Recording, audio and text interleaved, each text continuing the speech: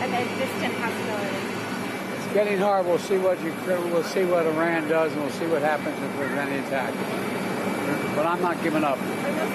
President Biden remains hopeful about a new ceasefire agreement between Israel and Hamas. Negotiations to release the remaining American hostages have been pretty constructive in Qatar this week. But Hamas did reject the latest truce terms, and this comes as more fighting ramps up. So could a ceasefire deal still be on the horizon? Let's discuss with distinguished professor at Touro University and Newsmax contributor Thane Rosenbaum, along with former spokesperson for the Israeli consulate here in New York, Shahar Azani. Thank you, gentlemen, for being here. We've got a lot to get to, so I'm going to get right to Shahar. Israel and Hezbollah forces in Lebanon again exchanging fire.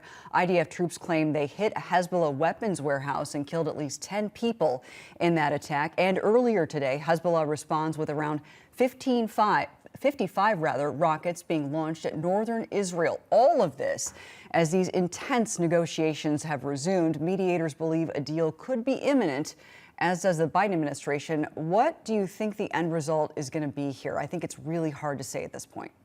It's very difficult, mainly because of Hamas's position across the entirety of the last 10.5 months. They're insistent on their path of savagery and destruction in the region. And you mentioned correctly Hezbollah's operations in the north, because it's all part of Iran's proxy war against Israel, and not just proxy war. For the first time, we've seen Iran targeting Israel, the state of Israel, including Israeli interests, and not to mention its continuous attack on U.S. forces. So in many ways, this is an unmasking of the rivalries in the Middle East, and much now is dependent on where Hamas is as far as the continuation of the negotiation, with the goal being for every Israeli to release the 115 innocent Israelis held in Gaza, including this baby, Katie.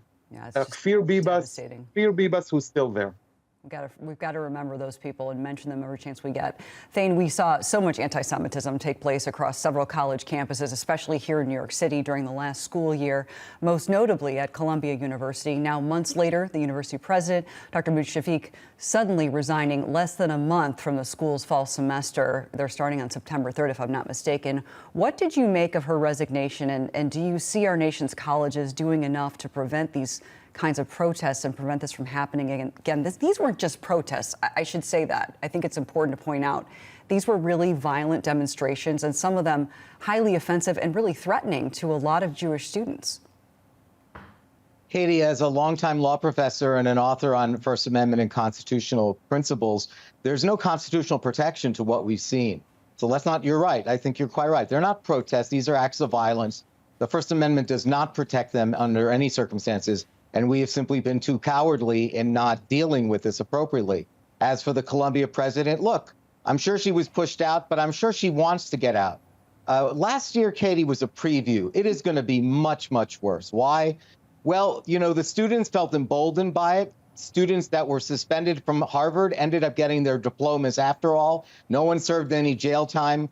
The faculties run the table at these universities. The faculties have much more power than the alumni on all circumstances. And I think this college president at Columbia said, who needs this? I will lose all of the fine opinion I have from my colleagues. Remember, she was once a faculty member, and so she feels pressured by the faculty. And the faculty is the one that's teaching the students, and they've all been emboldened by the lack of law enforcement to shut these things down and to protect Jewish students and to protect liberalism on campus. Yeah, we need to have students feel safe, regardless of their background. I think it's really important to protect student safety.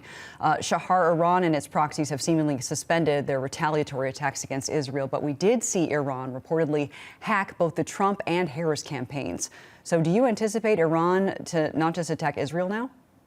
Israel is on high alert. We have no confidence in the Iranian regime and its terrorist networks and its desire to kill Israelis and attack the West. And, continuing what you were just mentioning with Professor Rosenbaum, it's worth mentioning that according to U.S. intelligence, it's Iran that stands behind so much of the chaos that we've seen on U.S. campuses and on U.S. streets, including the defacing of monuments and truly the defacing of American values. So we know who the great enemy of Western civilization is. We know its tactics, and they have been immiserating tens of millions of people across the Middle East and across the world, including the U.S. college campuses. And it's time that we all stand up to that octopus of evil, or we will pay the price. We have to have courage, just like Thane said. And we're going to hear from two students, by the way, later in this newscast about that very thing. Thane, I'm going to switch gears really hard, turning to Ukraine. We're getting a report that the United States is blocking Britain from allowing Ukraine to fire British-made missiles into Russia. So what impact could that have on this war? I know that's kind of a surprise move that we're hearing.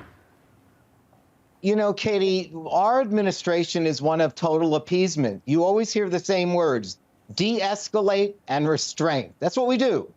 We're not interested in demonstrating power. Even when we send ships out to assist Israel, we're praying to God that nothing happens. So I'm not surprised that the United States was upset with Israel for attacking a Hezbollah commander in Beirut because they didn't have advance notice of it. The killing of Hania in Tehran scared not only Iran, I think it scared the United States. The United States is always afraid of being pulled into a wider escalated war. And so, yeah, I'm not surprised. They're saying, please don't fire rockets into Russia, because those rockets would have come from the UK. That would be deemed a Western aggression, and we don't want to be part of this war. There's certainly been a lot of aggression against Ukraine. I mean, it seems like we would support this historically, right? I mean, if we look back in history, we would be on the right side, the side of the angels, if we did that.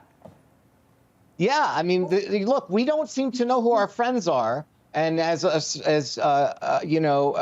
said, we trivialize who our enemies are. You know, we seem to think that, oh, Iran. Well, Iran really is the backbone of this, and we've seen what can happen when we decertify Iran deals, when we strip them of our money. We see what happens to them. We also see they only fight through proxies. They haven't fought a legitimate war since Sparta 500 years before Christ. They fought Iraq to a 10-year stalemate. They're just trash-talking mullahs, and we should take them out. And instead, we live in fear of them.